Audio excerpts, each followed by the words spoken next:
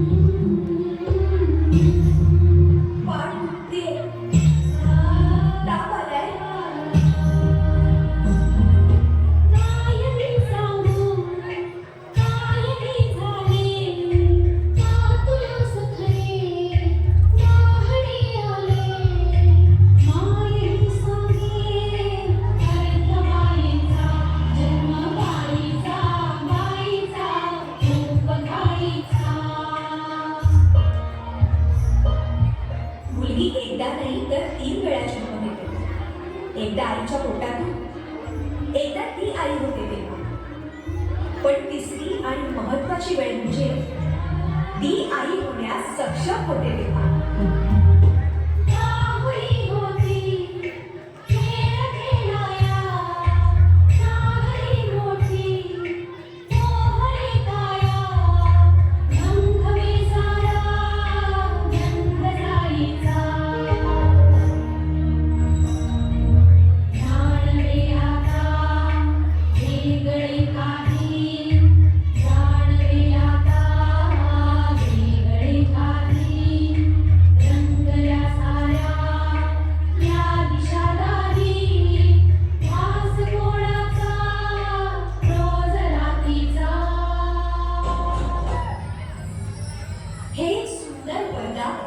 जे फक्त स्त्रियांना मिळतं. आई बाबा मी शाळेत पहिली आहे. आई कुठे आहेस तू? आज आपल्या प्राचीला पाहायला पाहुणे मंडळी येणार आहेत ना, तयारीला लागा. अहो पण किती लहान आहे ती. बाई माणसांना जेवढं सांगितलं जातं तेवढंच करावं. निघा. ऐकलंस ना बाबा काय म्हणाले? ही नाही जाणार तुम्हाला सोडून. समाजातल्या परंपरेला तुझी आई सुद्धा बदलू शकत नाही.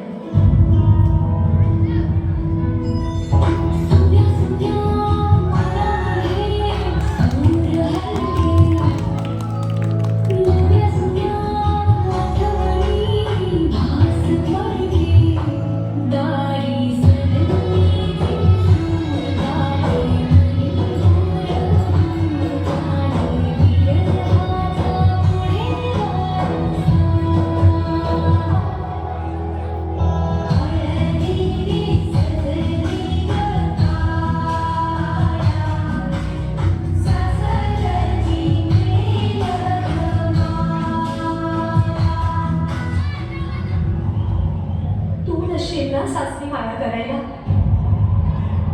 मुलगी म्हणून जन्माला येणं हाच आपला गुन्हा आहे. कसं सांगू, कसं शिकवू तुला?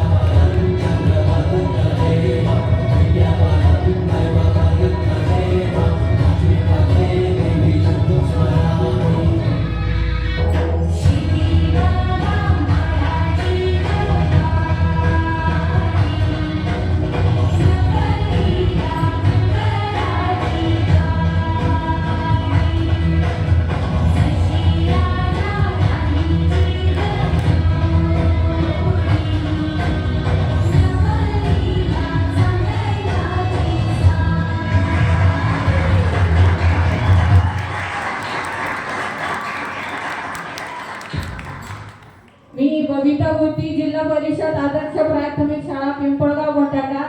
आमच्या या शाळेतील विद्यार्थिनींनी हे जे थीम नृत्य बसवलेलं आहे तर ते त्या नृत्यामधून आम्हाला असा संदेश द्यायचा आहे का मुलगी वयात येण्यापासून ते तिच्या आयुष्यामध्ये कोणकोणत्या प्रसंगातून जावे लागते आणि तिच्या स्वप्नाची पूर्तता करण्यासाठी आईशी असलेली तिची नाळ, समाजाचे असलेले ऋणानुबंध, मुलगीची शिक्षणाप्रती असलेली तळमळ या सर्वांचा मेळ आणि या सदर थीम मधून मुलगी शिकली, प्रगती झाली या दाखवण्याचा छोटासा प्रयत्न केलेला आहे.